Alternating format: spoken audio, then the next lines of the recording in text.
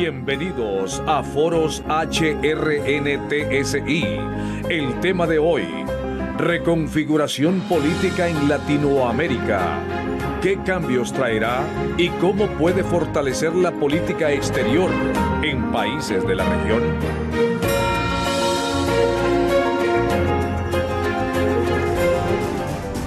Bienvenidos a Foros HRNTSI. Es un gusto estar de nueva cuenta con ustedes con un tema apasionante, un tema de actualidad que sin duda va a concitar no solamente la atención de ustedes, sino también la nuestra, alrededor de un tema que se ha convertido, algunos dicen, en la nueva moda o en la nueva tendencia latinoamericana. La reconfiguración política en América Latina, ¿qué cambios traerá y cómo puede fortalecer la política exterior en los países de la región? La bienvenida a este día para mi querida Jackie Redondo. ¿Cómo está, licenciado? Es un gusto estar con usted y también con nuestros amables radioescucha y televidentes. Mire que hoy tenemos un tema, como usted lo decía, de lujo. Hoy vamos a hablar de política, así que los amantes de la política pongan mucha atención. Vamos a darle de inmediato la bienvenida. Vamos a ubicarnos en Colombia con Silvia Otero. Silvia Otero es politóloga y docente de la Universidad de Rosario en Colombia. Bienvenida. Buenos días, estoy muy complacida, muchísimas gracias por la invitación. Muchas gracias a usted por estar aquí con nosotros. Vamos ahora con Leonardo Coutinho. Leonardo Coutinho es analista político de Brasil y director ejecutivo del Centro para una Sociedad Libre y Segura en Washington, D.C. Bienvenido. Hola, muchas gracias por la invitación. Buenos días. Muy buenos días. Y ahora nos ubicamos en Argentina. En Argentina se encuentra Agustina Bonatti. Agustina Bonatti es analista internacional, tiene un máster en política y economía internacional de Argentina. Bienvenida. Hola, buenos días. Un placer estar acá con ustedes. El gusto es nuestro. Un panel de lujo, licenciado, de Colombia, de Brasil y de Argentina, análisis de la política en América Latina. Bueno, ponemos en contexto el tema a continuación en Foros HRNTSI. América Latina vive una nueva recomposición política. Tras varios años de predominio de gobiernos de izquierda, países como Argentina, Chile, Colombia, Honduras, Ecuador y Perú han experimentado un giro hacia posiciones de centro-derecha y derecha, modificando el equilibrio político de la región.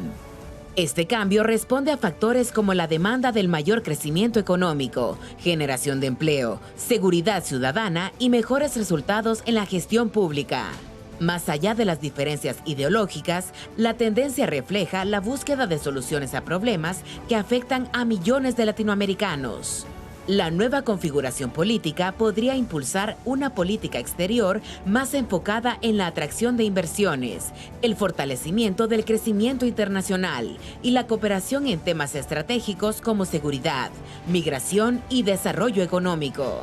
Asimismo, abre oportunidades para fortalecer las relaciones con Estados Unidos, Europa y otros socios internacionales. Para países como Honduras, este escenario representa una oportunidad para ampliar mercados, atraer capital extranjero y consolidar alianzas que contribuyan al crecimiento económico y la generación de empleo. El reto será construir una política exterior pragmática, basada en los intereses nacionales y en una mayor integración regional.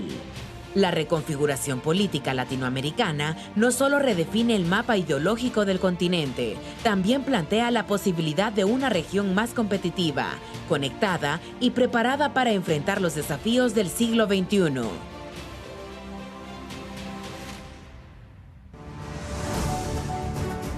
Bueno, Silvia, Colombia acaba de vivir un cambio en esta reconfiguración histórica de Gustavo Petro a Abelardo de la Espriella. Desde su perspectiva como politóloga, ¿qué nos dice este giro sobre el estado de la democracia colombiana y del humor político en la región, en momentos en que cada país está viviendo sus propias dinámicas? ¿Qué le dice este giro que estamos dando en la región? Bueno, en los días recientes, Colombia tuvo una elección que fue bastante particular porque obtuvo una participación que es fuera de lo habitual en Colombia. En Colombia generalmente participa el 55, 56% del electorado en una elección presidencial. En este caso, la participación fue de casi el 64%. Entonces, fue una elección en donde aumentó muchísimo la participación. A pesar de este aumento tan importante de la participación, el candidato ganador, Abelardo de la Espriella, obtuvo una diferencia muy pequeña, de menos de un punto porcentual, ganó por 250.000 votos.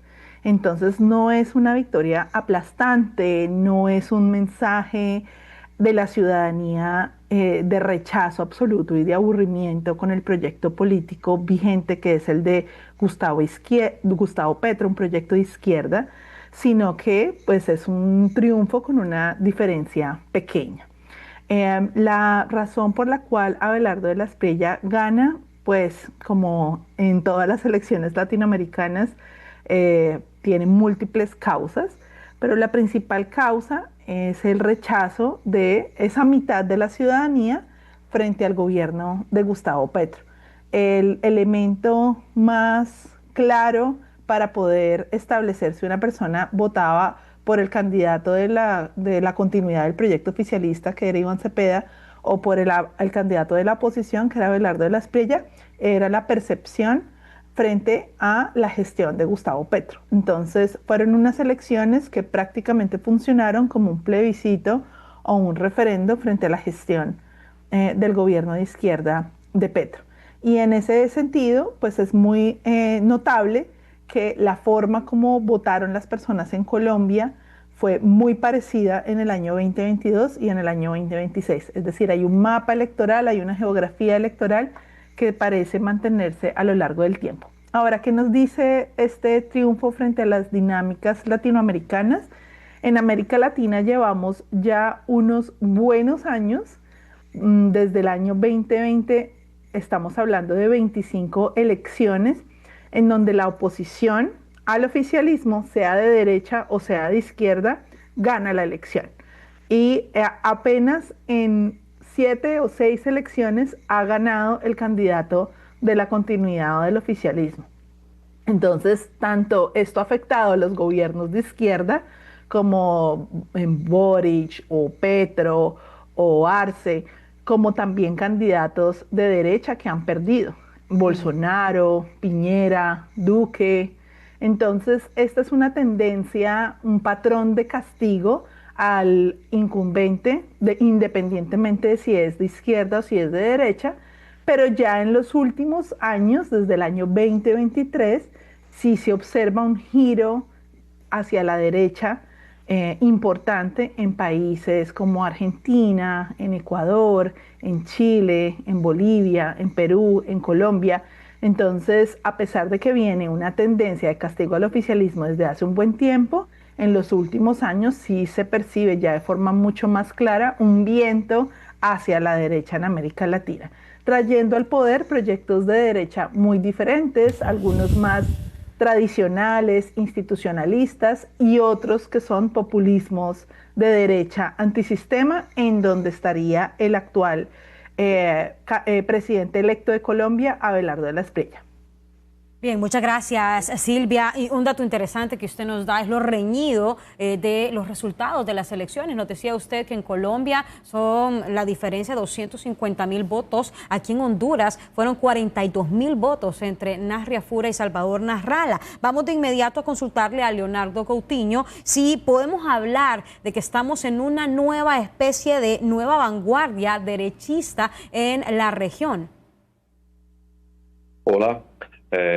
Primero quería hacer una observación al comentario de Silvia, genial, porque creo que la profesora ha colocado en una buena dimensión para que la gente comprenda esta característica plebiscitaria de las elecciones en Latinoamérica. Yo agregaría también los resultados de las elecciones ahora en Perú, que también ha tenido una diferencia mínima, las elecciones en Brasil hace 4 años, en 2024, y también que ha tenido la diferencia más pequeña en nuestra historia entre los dos candidatos, menos de cerca de un punto porcentual, es muy cerca, es mucho por el tamaño del padrón electoral de Brasil como personas, pero estamos hablando de una población, de una América Latina dividida, polarizada, ¿no?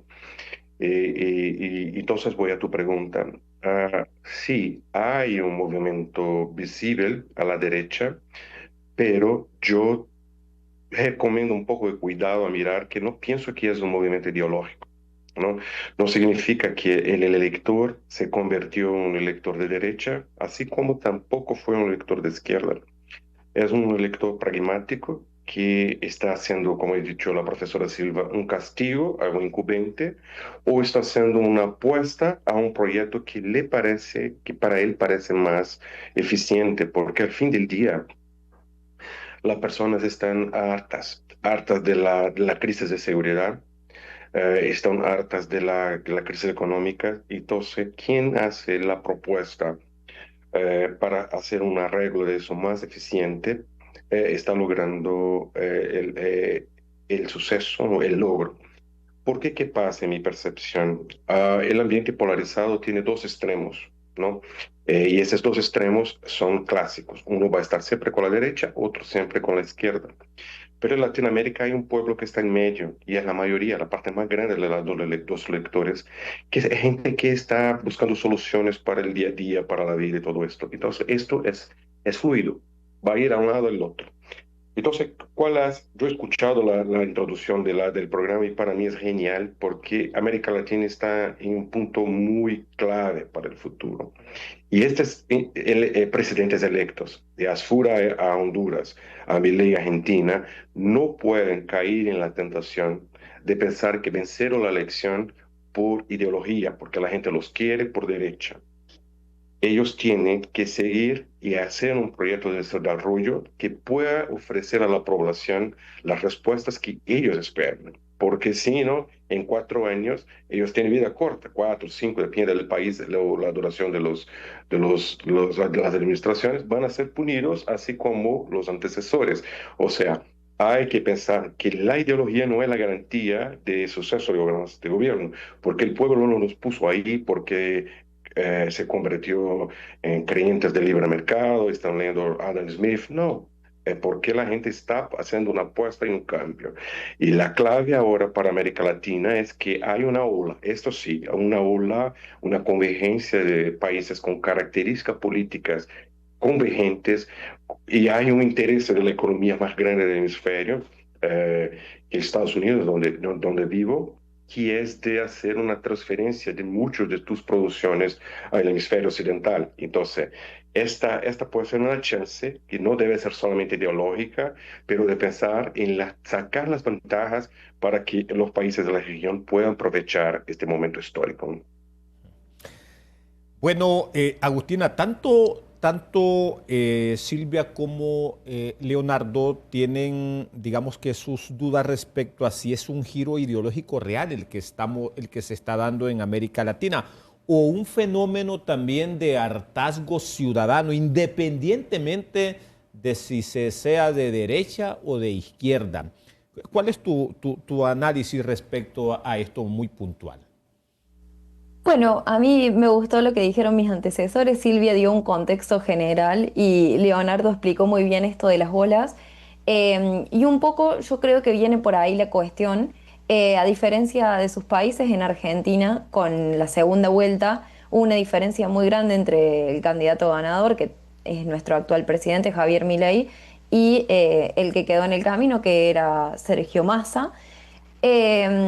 Y también un poco se fue por ese lado. O sea, yo realmente no creo que todos los que votaron a Milei se posicionen en una ideología de derecha, sino que estaban cansados de lo que venía. Massa representaba una seguidilla de lo que ya venía siendo la María Rosa en su momento, lo que fue Néstor Kirchner, Cristina Kirchner, Fernández luego, y un poco la gente quería cambiar eso. Y a nivel continente y particularmente, digamos, regional, me parece que está sucediendo lo mismo. o sea, no me atrevo a decir que hay una nueva marea de derecha todavía, porque creo que todavía quedan como algunos vislumbros de que en ciertos lugares o de cierta manera hay políticas o valores de izquierda que se siguen manteniendo, pero yo creo que en el continente también, de alguna forma, para bien o para mal, Trump con su ideología está marcando un poco la cancha. Digo, acá en Argentina mucho se habla del vínculo que tenemos con Estados Unidos, que al final del día, aunque no forme parte de lo que nosotros consideramos Latinoamérica, termina teniendo influencia. Y en el momento en el que la marea rosa se consolidó, que fue este giro a la izquierda que se dio entre 1998 y 2014 con su apogeo en el 2010, todo esto fue posible también por un cúmulo de alianzas transnacionales, además de los presidentes que se posicionaron dentro de cada uno de los estados latinoamericanos. Por lo tanto, yo creo que todavía es temprano para hablar de un giro a la derecha, sí, un incipiente o un apéndice a eso, eh, porque se van tejiendo como estas pequeñas alianzas, pero aún no están no están tan claras, porque el orden liberal internacional, con el multilateralismo, digamos, como bandera, un poco se está fragmentando y las relaciones se están dando de otra forma. Bueno, vamos ahora con un tema muy importante en el cual siempre se da en los países, el tema de la desigualdad y el impacto que esto trae en la política, viendo que Colombia es uno de los países más desiguales de América Latina. Silvia Otero, ¿usted cree que ese cambio de izquierda a derecha responde a la insatisfacción de la gente, a todos los programas sociales que tenía Petro, o hay otros factores que abonaron para que ganara la derecha en Colombia? Bueno, pues yo creo que el problema no es tanto insatisfacción frente a los programas sociales, es más una insatisfacción frente a cuáles son los temas prioritarios de la agenda. Y entonces esto se conecta con lo que venían diciendo mis colegas.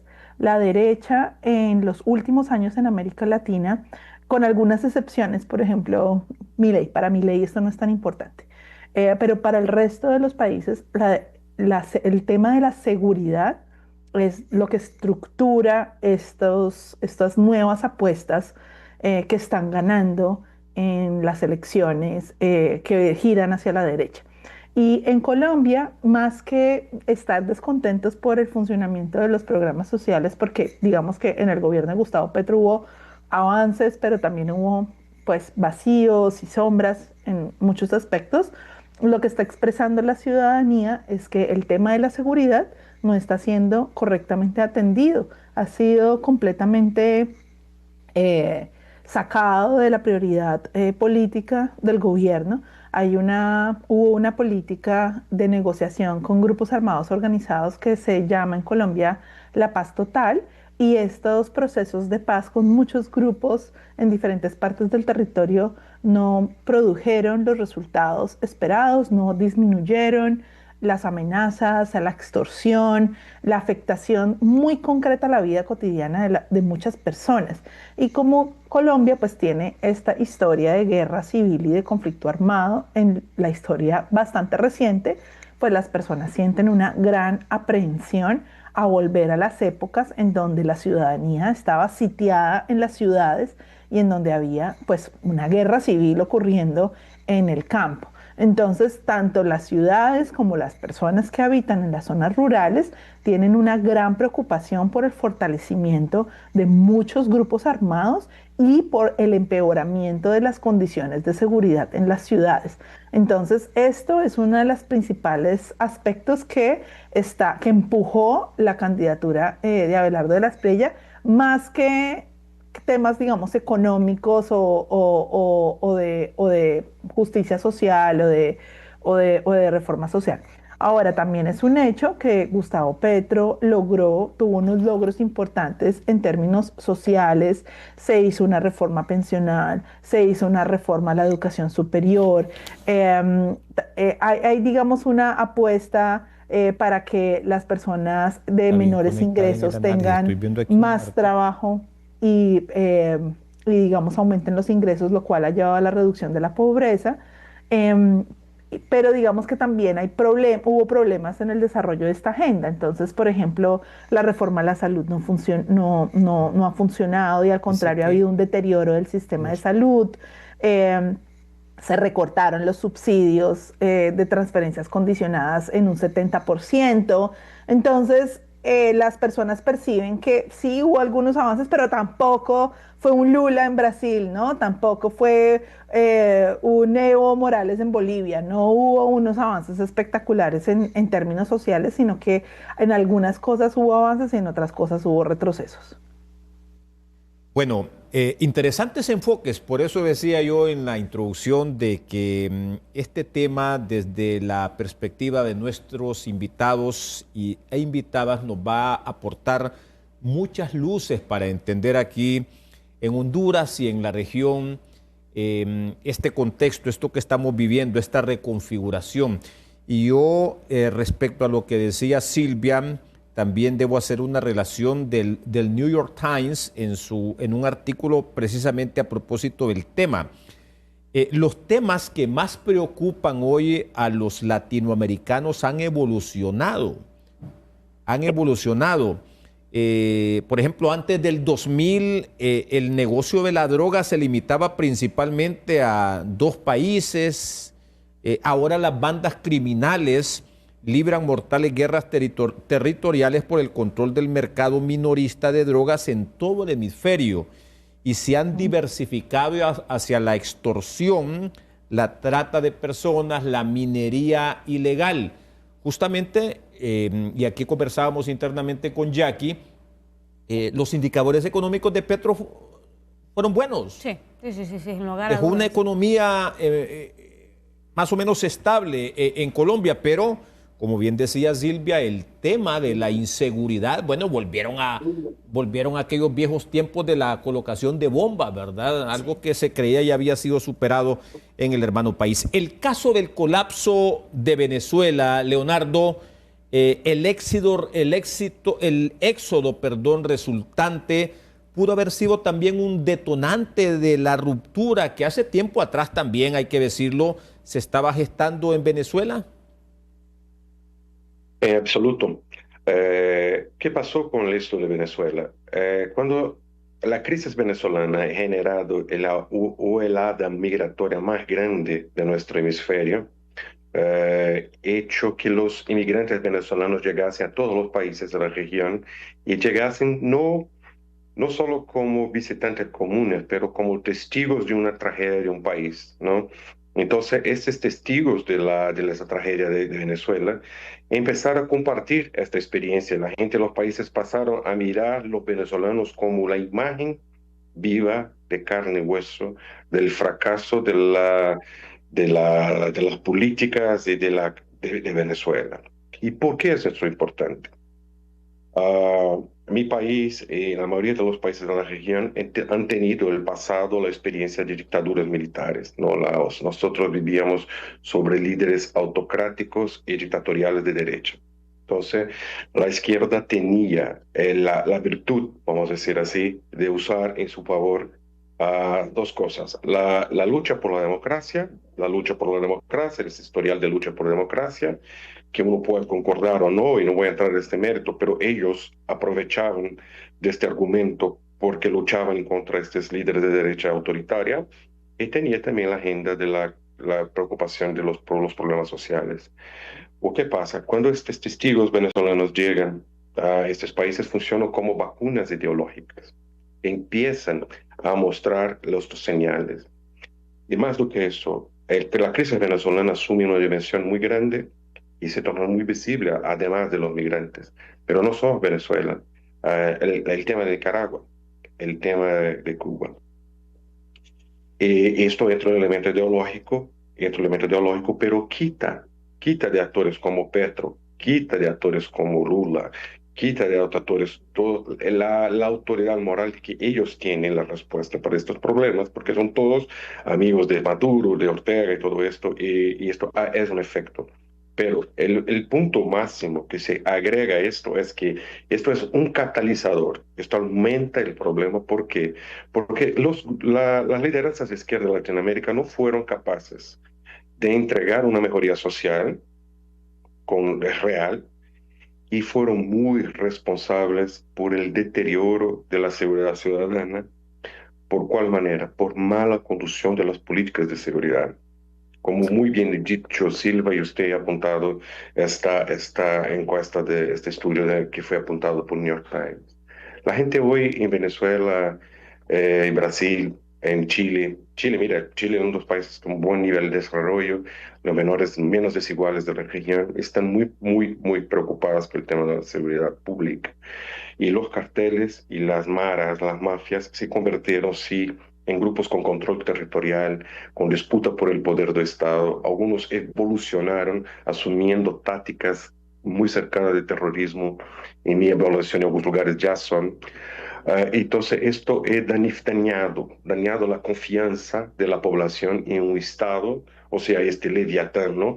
Este Estado que tiene la capacidad de tener el monopolio de la fuerza, el control, irrumpe y quiebra un pacto social que hace a la gente tener la duda de que si el Estado actual con esos actores son responsables.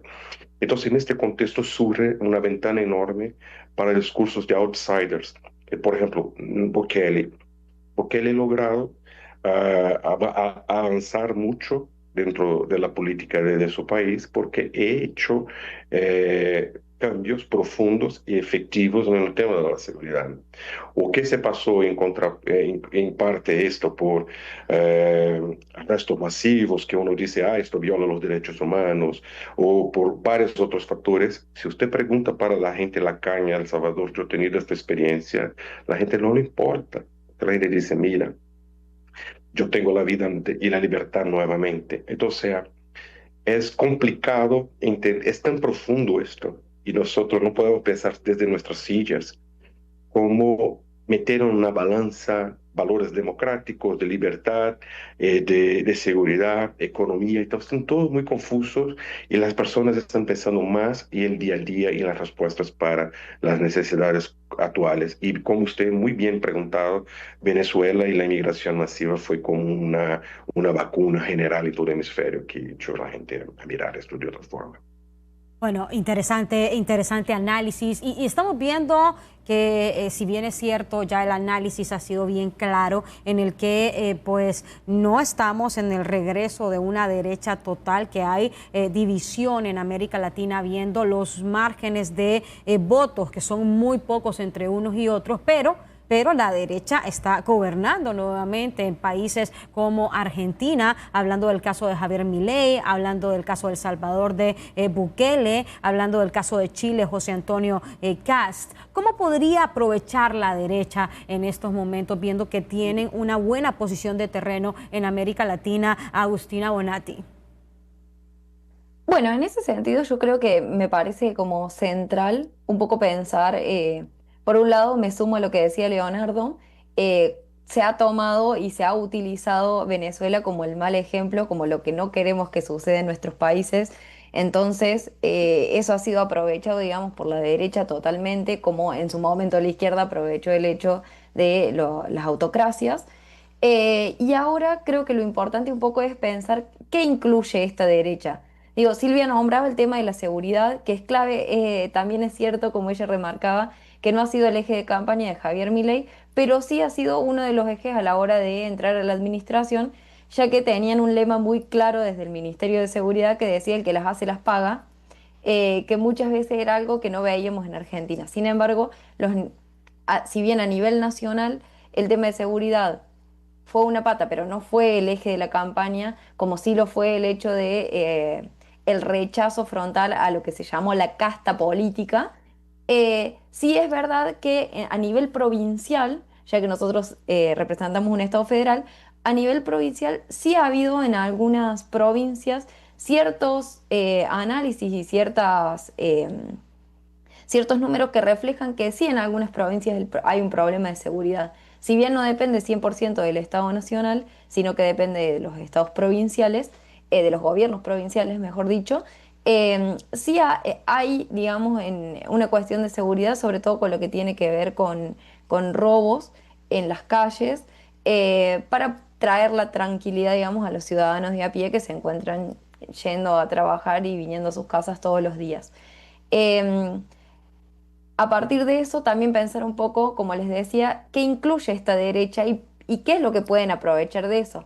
Yo creo que cuando nosotros hablamos de la derecha hoy, estamos hablando en primer lugar de liberalismo económico, que es un poco confuso, porque en realidad cuando uno dice, bueno, derecha, también piensa en, como les decía antes, en Donald Trump, y Donald Trump, no, el liberalismo lo está teniendo en ciertos aspectos. Digo, una de sus primeras políticas fue poner aranceles para todos y intentar negociarlos. Más allá del pragmatismo que hay o de lo que él buscaba a través de eso, aranceles no es parte 100% del liberalismo económico.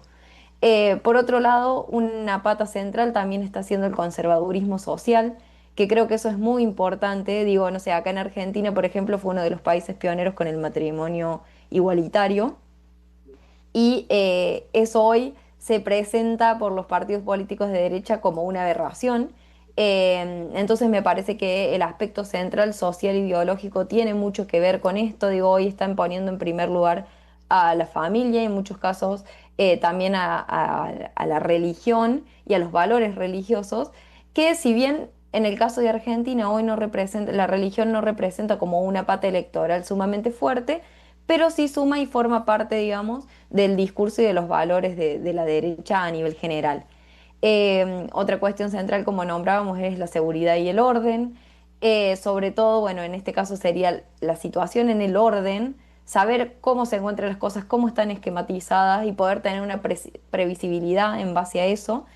Y el predominio del discurso antisistema, que creo que también ahí está un poco lo que han aprovechado y lo que está aprovechando, digamos, la derecha, como bien decías en tu pregunta, para decir, bueno, no, esto es lo que está pasando, cómo se han manejado políticamente hasta ahora, no es lo que nosotros queremos, no nos ha dado soluciones, de hecho nos ha traído dolores de cabeza. A partir de ahora empieza una nueva era con el ejemplo de varios outsiders, porque de alguna forma Javier Milei en su momento se consideró un outsider con campañas distintas.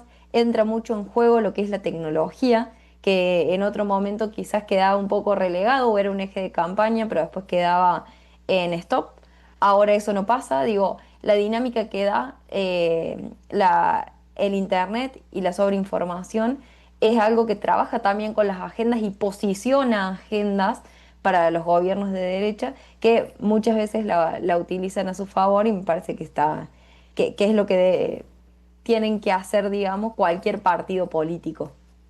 Bien, gracias Agustina. Y vamos a ver el análisis también en Costa Rica sobre cómo se debe de aprovechar esta reconfiguración política, viendo que pues estamos viendo que los países pueden aprovechar las agendas en temas como economía, temas como seguridad, temas como migración, entre otros. Vamos a presentar a Ilka Treminio, que ella es profesora e investigadora de Ciencias Políticas de la Universidad de Costa Rica. Veamos. Es fundamental que los países de la región tomen las riendas sobre la construcción de agendas conjuntas. El tema de migración es urgente. Los Estados Unidos, que tienen una agenda de deportaciones muy bien marcada, ¿verdad? Hacen la necesidad de que los países articulen estrategias para poder tomar decisiones de cómo se va a incluir a las personas que vienen en el retorno migratorio. Esta inclusión social requiere mayores oportunidades laborales, de vivienda, de educación. Es decir, el retorno no solamente implica la llegada de personas de parte de los Estados Unidos, sino también cómo estas personas se vuelven a integrar en la sociedad. Además, hablando de que estas personas han tenido sus motivaciones migratorias generalmente asociadas con problemas estructurales de los países de la región. Si nos centramos en Centroamérica, uno podría decir que no se han resuelto esos problemas estructurales. Nuestros países en la región centroamericana siguen siendo pobres, con marcados porcentajes de extrema pobreza, con problemas muy serios para la creación de oportunidades de empleo, con problemas de violencia que afectan a las poblaciones más jóvenes, que no están del todo resueltos, sin oportunidades, con menos oportunidades educativas, porque además las inversiones en educación y salud son escasas, y por lo tanto agendas conjuntas que permitan establecer políticas y medidas de incorporación plena en una mirada del bienestar, del empleo, de las oportunidades al retorno migratorio es fundamental. En esto, por supuesto, deberíamos tener miradas regionales que permitan pactar nuevos intercambios de políticas públicas, de prácticas, de buenas prácticas en la incorporación de las personas que vienen del retorno, y además de legislación que esté anclada a esta nueva situación. Bueno, gracias Ilka Treminio, profesora de Ciencias Políticas de la Universidad de Costa Rica. Tenemos que hacer nuestra primera pausa. Seguimos en Foros HRN-TSI con Silvia Otero, Leonardo Coutinho y Agustina Bona.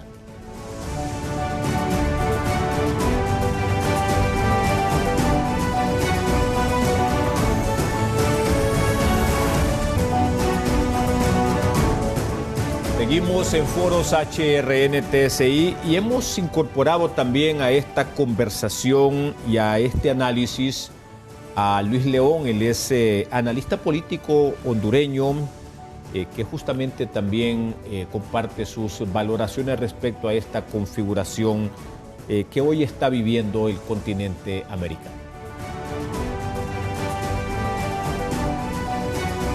Partamos de que toda la región latinoamericana depende financieramente y comercialmente de los Estados Unidos. Entonces, digamos, las miras de cada país individual es Estados Unidos y no precisamente las relaciones que puede haber entre países. De hecho, aunque tenemos una buena relación comercial con Colombia, por ejemplo, tenemos una buena relación comercial con Panamá, no genera, como creer de que Latinoamérica se va a unir y ahora va a haber un bloque social y económico alrededor de los gobiernos de derecha. Yo creo que cada país latinoamericano con sus dificultades está en modo sobrevivencia y cada uno pone la vista en Estados Unidos partiendo de que muchas de nuestras economías dependen de las remesas que vienen de allá. Entonces creo que es más una configuración Latinoamérica de frente a Estados Unidos y no Latinoamérica como tal buscando salir adelante en conjunto.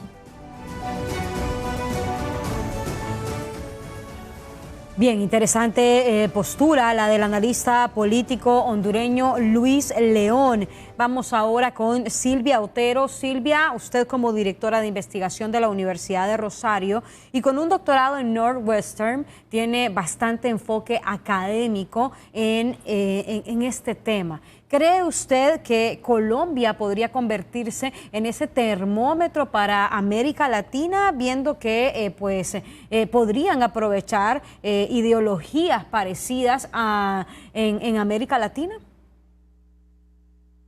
Bueno, es una pregunta muy, muy chévere. Si Colombia es un termómetro, es algo pues que mide la temperatura de la región. Como lo hemos estado discutiendo, pues sí, primero es una expresión de una tendencia regional que lleva mucho tiempo de rechazo a los gobiernos oficialistas por diferentes motivos.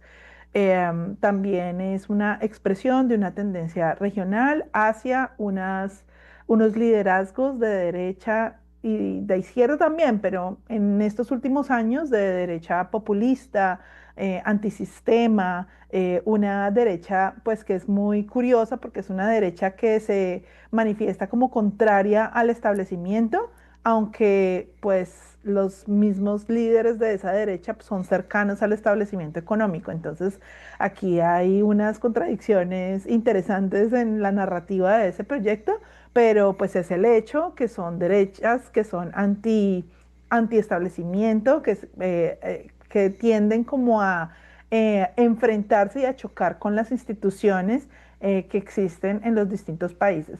Pues yo pienso que Colombia, más que un termómetro, es más bien un seguidor de la tendencia de América Latina. En Colombia la política giraba alrededor de unos temas que no eran los propiamente latinoamericanos. Colombia vino a tener el primer gobierno de izquierda recién en el año 2022, cuando pues bien lo indicó Agustina, la marea rosa pues arranca en 1998 y tiene su punto de apogeo en el 2010. Entonces Colombia más bien está llegando como 15 años tarde a una tendencia latinoamericana y más bien finalmente Colombia se está pareciendo a América Latina. Ahora, en lo que Colombia sí tiene mucha experiencia, que es sorprendente para los países de la región, es cómo lidiar, cómo tener una democracia en un contexto de violencia en un contexto de eh, existencia de grupos armados organizados, en un contexto en donde la criminalidad organizada es muy capaz de permear las instituciones, es capaz de generar corrupción dentro de las diferentes fuerzas del establecimiento del orden para favorecer las acciones que esas fuerzas hacen para su propia organización. Y pues en Colombia existe como esta ambigüedad o esta paradoja de ser un país democrático, con una democracia no menor, una democracia real, división de poderes, existencia de derechos y libertades civiles, elecciones ininterrumpidas, etcétera, con unas dinámicas de crimen organizado y de violencia política muy importantes, y esta coexistencia de estas dos dinámicas es tal vez lo que, digamos, en Colombia hay mucha más experiencia que en los otros países de la región, incluso México, por ejemplo. Entonces, lo que estamos observando hoy en Chile o lo que estamos observando hoy en Ecuador son, digamos, expresiones de unos países en donde el tema del crimen organizado y de la violencia son más bien nuevos. En Perú también, por ejemplo. ¿No? Son países que han sido bastante pacíficos, en donde lo normal es que haya paz, que no asesinen a las personas por robarles un teléfono celular en las calles. Entonces, para todos estos países, como que esta violencia y este crimen urbano eh, ha generado un shock muy importante en la ciudadanía, y pues eso también se refleja en las urnas. Y en Colombia más bien existe como ya una normalización, y hay una costumbre como coexistir, como la democracia un poco como incorpora, absorbe, acomoda, y de alguna forma permite que estas expresiones criminales que existen en el sistema no quiebren, no quebranten, no generen una ruptura en el sistema político, sino que de alguna forma logran penetrar precisamente las fuerzas políticas que luego juegan en la democracia. Entonces, en ese sentido, sí sería, digamos, lo que Colombia, el recorrido que Colombia ha hecho, que está en la avanzada, ¿sí?, de los otros países de la región. Interesante análisis. Bueno, Leonardo, ¿y crees que esta especie de reconfiguración del delito, antes que una reconfiguración ideológica, es lo que ha empujado a una fuerza electoral a que, más por el miedo tal vez a una izquierda que en países como Venezuela, como el mismo caso cubano, tenga más fuerza que el mismo miedo que se le ha tenido también a una derecha autoritaria? ¿Crees que esta reconfiguración del delito es lo que está provocando esta vuelta o este giro a la derecha en la mayoría de los países en América Latina? Sí, señor, estoy de acuerdo, porque el miedo es un activo electoral muy fuerte, ¿no? Cada vez más los electores votan más movidos por reacción para evitar el peor, ¿no? Si usted piensa en el origen del voto, sería votar para elegir el mejor, lo que más tiene más semejanzas con tus creencias, con tu proyecto y tus aspiraciones. Pero esto está se perdiendo, y ha entrado el elemento que uno va a votar no necesariamente por aquel que él le gusta más, y entonces va a votar para evitar el daño más grande. Esto explica mucho lo que ya hablamos hasta ahora, ¿no? O sea, desde que el doctor Silva ha mostrado la polarización, que los votos son como un plebiscito medio a medio. Agustina también dicho una cosa muy importante, que uno que vota en Milei o uno que que pueda votar en contra de Milei no necesariamente está 100% alineado, pero uno vota, estos que están, yo dije hace un rato, ese que está en el electoral medio, es el que va a un lado del otro para votar, para evitar un daño más grande, evitar una destrucción del país.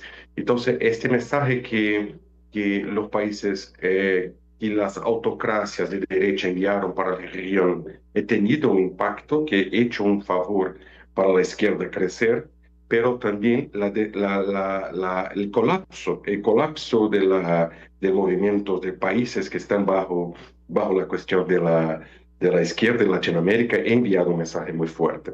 Y este tema de la seguridad, me gustaría volver, es que el deterioro de la seguridad está mucho más allá de la criminalidad común, vamos a decir así, del ladrón en la calle, del robo.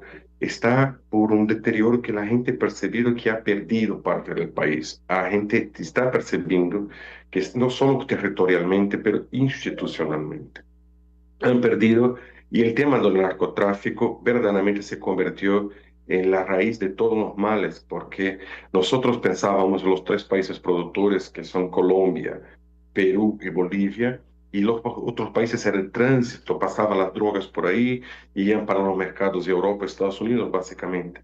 Pero esta logística en medio del camino ha generado grupos criminales muy fuertes y que pelean entre ellos y que hacen a la población pagar la cuenta de una forma muy fuerte. Entonces la gente ha soportado esto, ha aceptado propuestas y la derecha ha logrado capturar ese discurso de la mejor forma, intentar ofrecer soluciones que la izquierda hace mal, muy mal, por supuesto, porque cree que es solamente un problema social, quiere resolver por caminos más blandos y esto no ha funcionado. Entonces la gente está harta de esto y este miedo combinado por el deterioro económico y social, el deterioro de seguridad, se convirtió en un motor que ha movido a la gente a votar ah, con una combinación. Claro, hay un poco de ideología, mas no es 100%, es más una respuesta, es casi un autodefensa, no diante de un riesgo, está actuando para protegerse.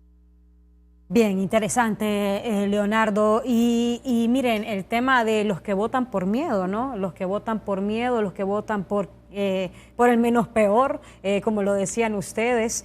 Aquí se está dando un análisis también sobre dictaduras. Existen también las dictaduras de derecha. Lo vemos en el caso de El Salvador, con Nayib Bukele, que ya anunció que se va a lanzar para su tercer mandato. Y aquí un punto importante, nos vamos a ir con Agustina Bonatti. ¿Por qué? Porque se habla mucho de la figura presidencial, pero muy poco se habla de los municipios, de las municipalidades.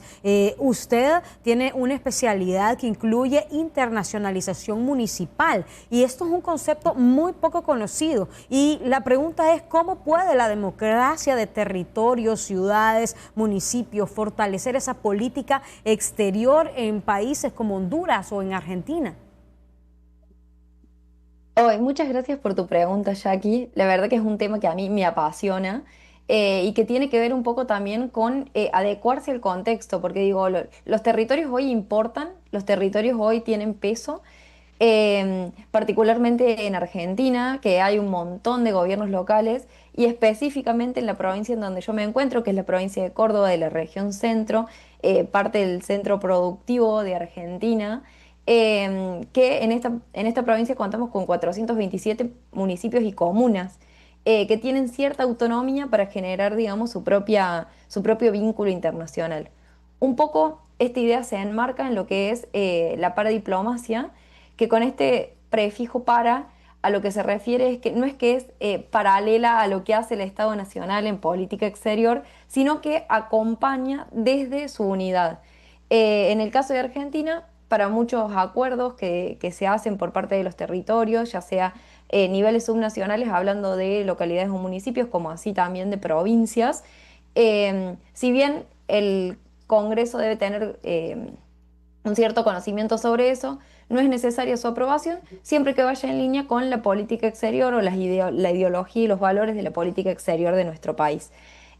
Acá aparece como un hecho clave porque, como decíamos, una de las cuestiones tiene que ver con el libre, de las cuestiones de la ideología de derecha, tiene que ver con el libre comercio, y ahí aparece, por un lado, un aspecto clave en cuanto a políticas de promoción comercial por parte de las localidades, que generan empleo, generan crecimiento económico desde las localidades, impulsando, digamos, desde el gobierno nacional con esta libertad, un terreno propicio para eso. Y por otro lado también hay una cuestión de austeridad económica. Digo, un poco cuando nosotros hablamos del traspaso de lo que es izquierda-derecha, hablamos un poco también del tema de los planes sociales, de un poco que los gobiernos dejen de colocar tanto dinero hacia la sociedad. Entonces en eso también caen los municipios. Digo, los municipios se ven golpeados por ese recorte y ahí a través de la internacionalización es donde encuentran su oportunidad para lograr conseguir fondos internacionales, ya sea de organizaciones como puede ser el BID, como puede ser, bueno, en este caso la CAF, que es el Banco Americano para América Latina y el Caribe, el Banco de Desarrollo. Digo, hay muchos organismos que están colaborando con los gobiernos locales para que ellos puedan tener sus políticas en base a los valores que establece el país, pero también con una cierta autonomía financiera. Eso permite mayor desarrollo y este desarrollo también se traduce en una mejora generalizada a nivel país, que me parece que tiene este efecto de spillover, que está bueno, es un ámbito poco conocido y que hoy en día creo que le deberíamos dar más relevancia desde el momento en el que entendemos que el sistema internacional no solo tiene como actor principal al Estado, sino que aparecen un montón de actores internacionales que suman, como los gobiernos subnacionales, entendiendo vuelvo nuevamente a gobiernos intermedios y gobiernos locales, así también las organizaciones internacionales, así también las ONGs, que no siempre son internacionales, las organizaciones de la sociedad civil y la persona en sí. Gracias, Agustina. Bueno, hemos incorporado a lo largo de todo el tema que nos ha ocupado aquí en Foros HRN, TSI, a analistas hondureños, y Josué Murillo lo tenemos respecto a la forma como también desde acá nuestros analistas están viendo esta recomposición, para unos recomposición, para otros reconfiguración en América Latina. Josué. La gran pregunta es, ¿por qué estamos atrapados en ese ciclo vicioso de una derecha que no respeta, digamos, garantías y que genera una explotación desmedida, nos decepciona y nos vamos a la izquierda, que promete muchas cosas desde una mirada supuestamente progresista, pero que no cumple? Entonces regresamos a la derecha y estamos en ese movimiento pendular de izquierda a derecha.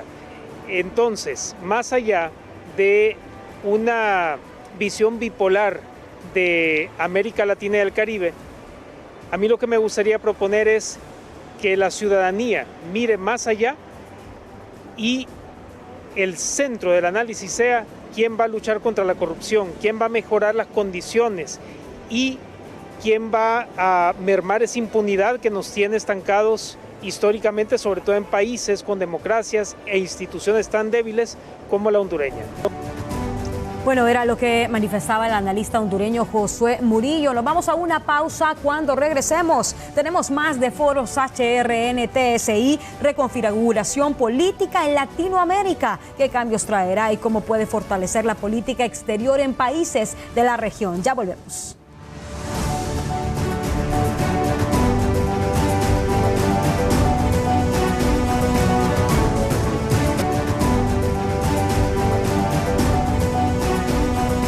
Seguimos en Foros HRN, TSI. Alguien por ahí introducía el tema de Estados Unidos, pero particularmente el tema de Donald Trump y su influencia en América Latina. Silvia Petro tensionó las relaciones de Colombia con Estados Unidos y con algunos vecinos, incluso con el mismo Venezuela, con el mismo Nicolás Maduro. ¿Cómo crees que de la Espriella reposicionará la política exterior colombiana y qué impacto tendrá esto en la región? Decía también el presidente Trump que ahora las relaciones con Colombia serán más estrechas, al tiempo que también un periodista colombiano le preguntaba recientemente en la Casa Blanca que qué pensaba sobre la victoria de la Espriella. Y aquí también en Honduras pues ocurrió lo mismo que ocurrió con el candidato ganador en Colombia. Claro que sí. Pareciera que lo que se espera en términos de política exterior es un retorno a la política del Respice Pollum o un realineamiento programático y estructural con Washington, Ese parece ser el eje central y el más definido de la política exterior de lo que va a ser el gobierno de la Espriella, reconstruir esta alianza estratégica con Washington. Petro trató de marcar distancia, trató de ser un aliado con más autonomía, a pesar de que la realidad estructural colombiana lo hace muy difícil. Colombia, su principal aliado comercial es Estados Unidos, el destino de sus exportaciones es principalmente los Estados Unidos y es de los pocos países relativamente grandes de la región en donde China no es tan preponderante. Entonces Petro trató de marcar un poco de distancia, trató de fortalecer las alianzas con China, pero esto fue muy mal visto por los Estados Unidos. Entonces, lo que se espera es un realineamiento estratégico con Washington y eso puede traducirse en el corto plazo en una mayor cooperación militar, en un retorno a la fumigación aérea de los cultivos de coca, una extradición más acelerada de narcotraficantes y en general una colaboración de Colombia en las iniciativas hemisféricas de seguridad que van a ser lideradas por Estados Unidos. Y eso pues también explica por qué Donald Trump fue tan entusiasta con el triunfo de Abelardo de la Espriella. Es decir, que Colombia volverá a ser un ancla de ese eje de seguridad hemisférico de Estados Unidos y que es tan importante en estos momentos para Estados Unidos con la versión 2.0 de la doctrina Monroe. Este tipo, digamos, de alineamiento estratégico, pues naturalmente no es entre iguales, ¿no? Aquí Colombia y los países de América Latina, tal vez con excepción de Brasil, tienen una posición completamente subordinada y Donald Trump es un aliado que no es confiable. Él trata muy mal a los amigos. Entonces, a veces trata mejor a los enemigos que a los amigos, como se ha visto con la guerra comercial y el incremento de aranceles y las amenazas de incremento de aranceles con México y con Canadá. Entonces, digamos que nos vienen por lo menos 2 años hasta que termine el gobierno de Donald Trump de subordinación a las apuestas estratégicas y de seguridad de Estados Unidos. Bueno, interesante. Mire, Silvia, y le vamos a preguntar a Leonardo Coutinho sobre qué ha tenido que ver Donald Trump, porque casi siempre lo vemos cuando gana alguien de derecha decir, era mi favorito. Entonces, ¿qué ha tenido que ver en todo esto el pulgar de la balanza de Donald Trump? Esto es una característica del presidente Trump, ¿no? Es como él está... Primero, yo haría un arreglo de ruta, ¿no? Yo personalmente pienso que Trump no es responsable por este cambio en Latinoamérica. Como nosotros ya hablamos hasta ahora, hay un pavimento, hay un contexto en que la propia población latinoamericana está haciendo esto. Yo veo Trump como un fermento, ¿no? Que está amplificando esto. Entonces, así como usted ha dicho, cuando él emite una declaración en las redes sociales de soporte, de apoyo a un candidato, o cuando celebra a la victoria de uno, él está haciendo la amplificación del mensaje, está actuando como un validador de este candidato y todo esto. O que esto significa, en la verdad? El presidente Trump está celebrando la llegada de aliados, ¿no? Que él piensa y él interpreta que estos aliados van a ayudar a Estados Unidos a recuperar la influencia que está en disputa en el hemisferio occidental, desde básicamente que empieza en 2008, cuando China, acuérdate, este año pasa la crisis económica de Estados Unidos y el mismo año en que China se convierte en el principal parcero comercial de Brasil, Argentina después, y va avanzando y se convierte en parcero comercial de parte importante a los países del hemisferio, a China. Y entonces él percibe que, pero hay un punto interesante, más do que por una cuestión de alineamiento, por ser de derecha o lo que sea, Trump y los Estados Unidos han logrado encontrar resistencia en esos otros políticos. O sea, yo sospecho que si mi país, por ejemplo, el presidente Lula no hubiera asumido una posición de antagonismo a Estados Unidos, muy probablemente a Lula tocaría muy bien a Trump. No entraría en discusión si Lula es de derecha o de izquierda, porque Trump, pragmático como es, miraría a Brasil como un aliado de la misma forma, independientemente de que Lula está ahí. Pero Lula, liderando la expansión de los BRICS, que es el bloque económico que une Brasil, Rusia, India, China y otros países que llegaron después, Lula ha impulsionado la cuestión de la desdolarización y está impulsionando la entrada de dinero chino en las reservas de muchos países, inclusive la de Brasil. Lula está haciendo inversiones en infraestructura que conectan a rutas que convienen a China, a mejorar las capacidades logísticas en nuestro hemisferio. Entonces, todas esas cosas empezaron a romper. Es un marcador para mí que esta pelea, mucho más que ideológica, es también por una competición estratégica. Entonces, cuando el presidente Trump mira a Belardo, a Milei, a Castro y todo esto, es un poco más allá de la propia ideología en sí y piensa mucho en parceros estratégicos para ayudar a expandir la influencia de Estados Unidos en la zona. Sí. Bueno, vamos a ver, Leonardo, lo que va a pasar este año también en Brasil, ¿verdad? Si Brasil va a elecciones en octubre. Y Trump, bueno, ya ha dicho de qué lado está, ¿verdad? Vamos a ver si finalmente también Flavio Bolsonaro, del que Trump ha dicho está apoyándolo, va a poder beneficiarse de lo que llaman ustedes el pulgar en la balanza. Bueno, Agustina, en un contexto y en este contexto en el que Trump, bueno, regresó a la Casa Blanca y mientras China sigue intentando expandir más su influencia en la región, ¿cómo deberá recomponerse o cómo deberán reposicionarse los países latinoamericanos en cuanto a sus temas de política exterior? Bueno, un poco ahí me parece que es interesante que pensemos cómo se está mirando el mundo y el sistema internacional. Digo, ¿qué orden se le está dando? Hoy lo estamos entendiendo como bipolarismo, es decir, que los dos estados hegemónicos van a ser Estados Unidos y China, o lo estamos viendo como un multilateralismo, pensando ya en que los países latinoamericanos, por ejemplo, no se quieren posicionar ni de un lado ni del otro, y acá le voy a dar la derecha a Leonardo con lo que él nombraba de los BRICS. Digo, si nosotros lo entendemos como un multilateralismo, que es como me gusta, digamos, ver el mundo, me parece que para ese lado está yendo desde mi punto de vista.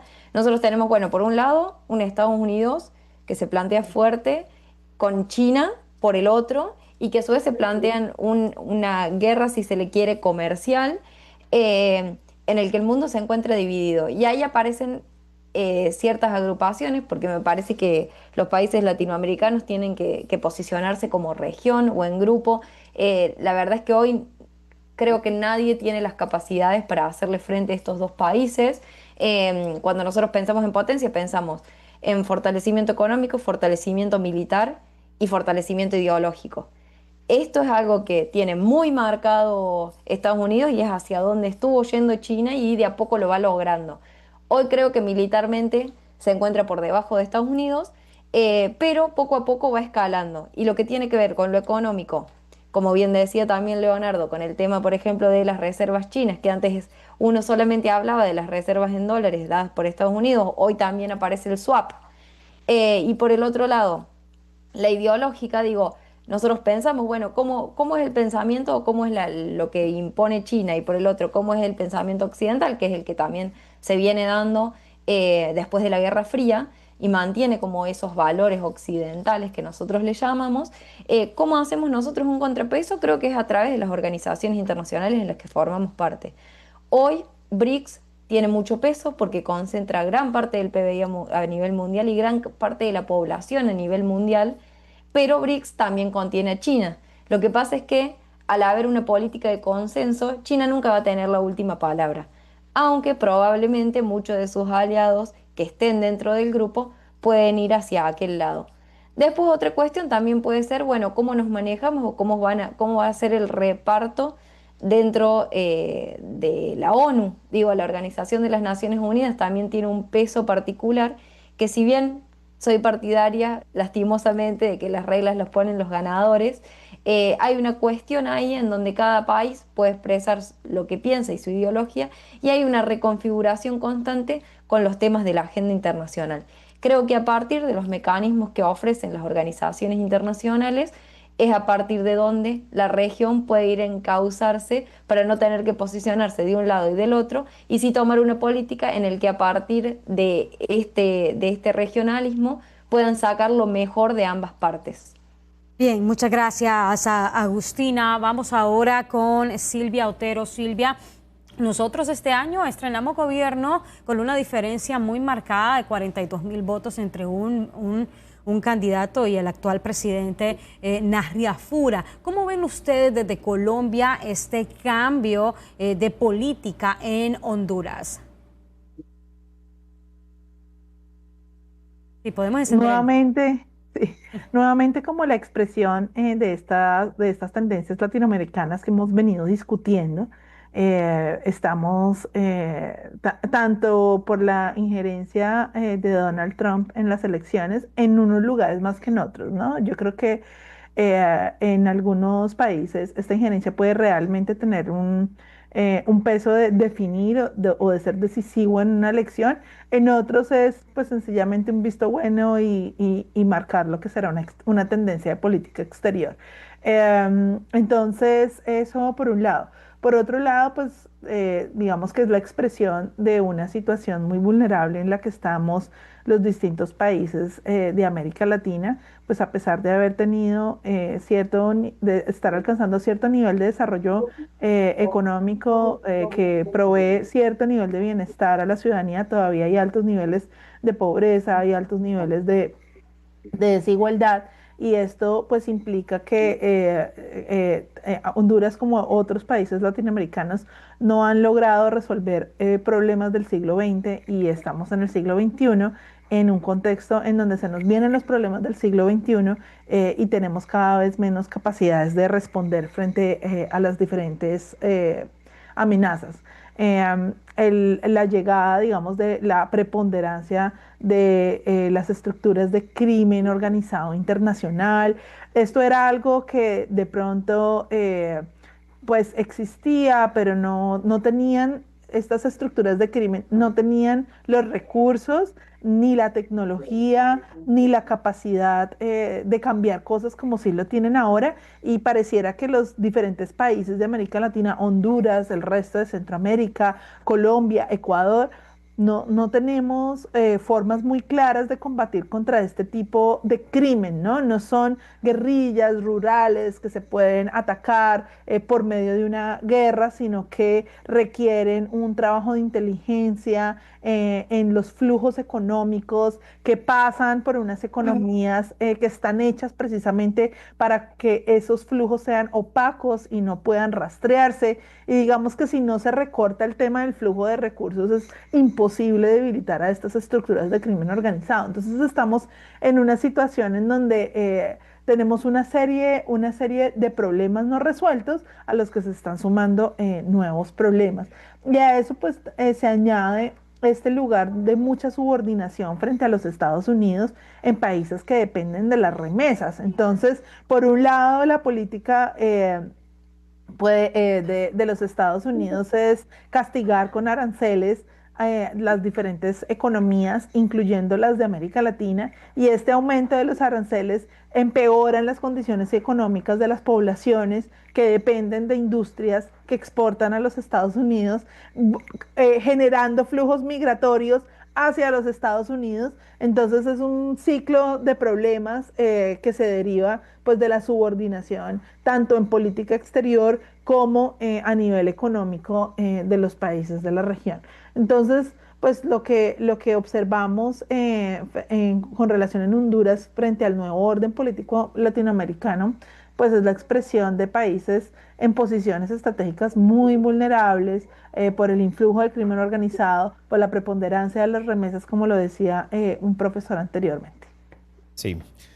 Bueno, Leonardo, más allá de estos temas de política exterior, más allá de que un país o un candidato coquetee con China, sea, digamos, más afín a sus planes de expansión en el continente, al final, y en una pregunta que hacíamos anteriormente, ¿crees que el tema tenga más que ver, que esta reconfiguración que hoy estamos viendo tenga más que ver con esa arraigada tendencia latinoamericana a castigar a los gobiernos en el poder? Esta es una pregunta crítica y muy importante porque empezamos esta conversación de mi parte diciendo que era una oportunidad, es una oportunidad, puedo mirar como una oportunidad. Doctora Silvia, ahora he apuntado la cuestión del impacto de los aranceles, de cómo esto impacta la economía de estos países, pero por el otro lado, eh, América Central sobre todo, tiene dos caminos interesantes a seguir en mi punto de vista. Uno es castigada por peleas políticas, he tenido la experiencia de las guerras civiles del pasado. Están hoy nuestra zona lamentablemente es la zona donde se convergen los datos más chocantes de violencia. Por años nosotros hemos tenido las estadísticas más altas de muertes por homicidio en el mundo, pero América Latina, América Central sobre todo, tiene una ventaja competitiva. Está entre dos océanos, está cerquita de la economía más grande del mundo y Estados Unidos, mi organización, la SAFES, va a publicar esta semana, adelanto acá para ustedes, un informe en que nosotros estamos evaluando los resultados preliminares de la transferencia de cadenas de valor del oriente de China para el occidente, sobre todo América Latina. Y vimos cómo México se convirtió en un beneficiario brutal. Es increíble cómo en los últimos 4 años hubo una transferencia de miles de millones de dólares, con una reducción brutal de China y aumentando la producción para México. ¿O qué quiero decir con esto? Más do que pensar por ideología, los gobiernos locales deberían pensar que aprovechar la ventana estratégica para la salud económica y bienestar del pueblo. Y este acercamiento con Estados Unidos es mucho más relevante, mucho mismo más relevante que cualquier aspecto ideológico. Es intentar aprovechar, los países necesitan prepararse con los temas de la infraestructura, con la formación de la mano de obra, pero sobre todo crear estas condiciones para generar confianza y esta generación de confianza para atracción de inversiones. México, mira vos, tenías AMLO, que es totalmente adversario de Estados Unidos, ahora está Claudia Sheinbaum, que es más pragmática, pero no es una aliada, definitivamente no es, y México está sacando mucho provecho de esto. O sea, hay que tener una visión de pensar que no basta tener la amistad ideológica, no basta tener la amistad en los salones, en los campos de golf. Hay que aprovechar esto para sacar ventaja. Argentina hace esto bien. Paraguay, no hablamos de Paraguay, pero Paraguay está haciendo muy bien, está logrando ventajas sobre esto. Me parece que Chile está camino. Veo Ecuador, lo vi teniendo logros con esto. Entonces, Honduras y todos los países de América Central tienen una ventaja mucho más grande que cualquier otro de América Latina por la cuestión geográfica, ¿no? Entonces, yo pienso que para sanar todas las dificultades, todo este sufrimiento del pueblo de nuestro hemisferio, tenemos aprovechar estas ventajas, estas posibilidades e intentar sacar el mejor provecho posible. Bien, gracias, Leonardo. Vamos ahora hasta Argentina con Agustina Bonatti. Agustina, vemos que el tema de polarización en América Latina siempre ha sido un problema que pues realmente lleva muchísimo análisis. Desde su experiencia en Fundación Conrad y otros organismos, ¿qué mecanismos concretos han funcionado para reducir esa polarización política? Lo que se promueve, digamos, desde la Fundación es la palabra clave, que es democracia, y lo más importante, digamos, en lo que es democracia es qué incluye esta democracia, que nos ayudaría a atomizar un poco la polarización, digamos, que existe particularmente en nuestra región. En eso yo creo que hay cada vez mayor cantidad de países que se encuentran hoy con un ambiente polarizado. Sin embargo, bueno, creo que lo clave es esto, entender qué abarca democracia. En este primer lugar, creo que un poco la libertad de prensa y de expresión empieza a ser clave. Digo, cuando no hay un miedo detrás de nuestro voto, la polarización es menos probable, porque no hace falta que uno se posicione tan intransigentemente atrás de un candidato, de una ideología. El problema, yo creo que también ahí tienen que ver los personalismos. Un poco viendo tanto candidato carismático o que se posiciona, digamos, desde el carisma, hace un poco a esta idea de Mesías, y ahí aparece la polarización y el fanatismo. Otra cuestión es el fortalecimiento de las instituciones, clave, porque cuando las instituciones funcionan de la mano de una libertad de prensa y expresión que se encuentran, digamos, en el apogeo de su estado, hace que la polarización no sea tan contundente. Y esto decanta, el fortalecimiento de las instituciones decanta en reglas claras que nos dan previsibilidad. Por lo tanto, el miedo que hay por detrás de las elecciones estas que llevan a ser realmente polarizantes se aminora un poco, y los valores republicanos, digamos, esta idea de mantener a la población, del fortalecimiento de las instituciones, de las reglas claras, del respeto por la Constitución, pero sobre todo de la libertad de expresión, me parece que son aspectos claves que hacen que un poco se aminorice esta polarización existente en nuestra región. Muy bien, gracias, Agustina. Nuestra última pausa comercial en Foros HRN-TSI.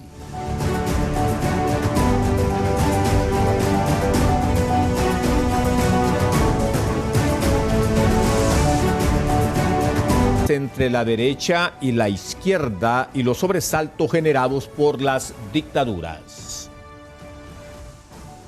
Los pueblos de este continente buscan que sus autoridades les den soluciones a los enormes problemas económicos, sociales y de estabilidad en el ejercicio del poder, más allá de las ideologías. En 25 elecciones que se han llevado a cabo en los años recientes en América Latina, la oposición ha ganado estos procesos y solamente 7 de estos comicios han terminado en victoria para el oficialismo de turno.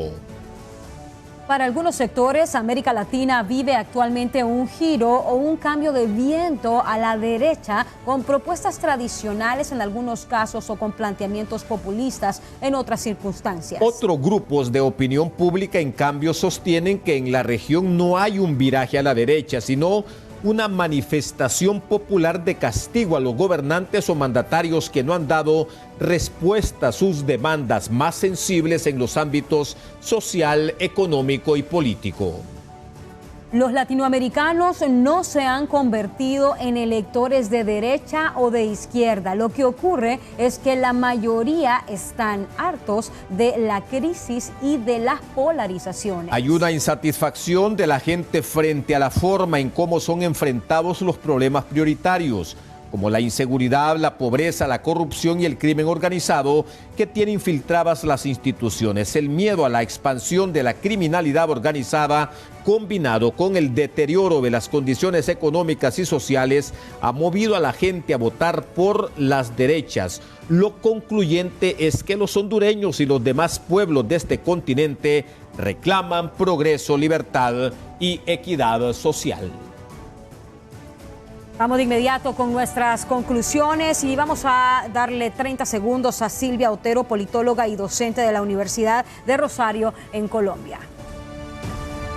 La conclusión es que en América Latina se necesita un mejor desarrollo de los partidos de derecha y de izquierda, de tal modo que la izquierda empiece a desarrollar unas apuestas programáticas creíbles frente al problema de seguridad y que la derecha empiece a desarrollar unas propuestas creíbles con relación a la redistribución y la mejora social. Y si esto pues no se desarrolla, vamos a seguir fluctuando en este péndulo en que los gobiernos son elegidos para empezar a defraudar a la ciudadanía desde el día siguiente. Bien, muchísimas gracias Silvia Otero por haber estado aquí con nosotros. Las conclusiones de Leonardo Coutinho, analista político de Brasil y director ejecutivo del Centro para una Sociedad Libre y Segura en Washington. Bueno, en esta misma línea, creo que la América Latina necesita de políticos con visiones más profesionales, menos ideológicas, más comprometidos en busca de soluciones reales, efectivas para el tema sociales, económicos, ambientales, y sobre todo de seguridad, ¿no? América Latina necesita salir de ese ciclo de secuestro ideológico en que a veces están presentando soluciones que son revolucionarias que todas estas revoluciones que se presentaron para nosotros hasta hoy no fueron la respuesta. O sea, necesitamos de profesionalizar a la política para obtener soluciones y respuestas reales. Bien, muchísimas gracias a Leonardo Coutinho por haber participado con nosotros y sus conclusiones, Agustina Bonatti, analista internacional, máster en Política y Economía Internacional de Argentina. Bueno, me sumo un poco a las conclusiones que han dado mis compañeros.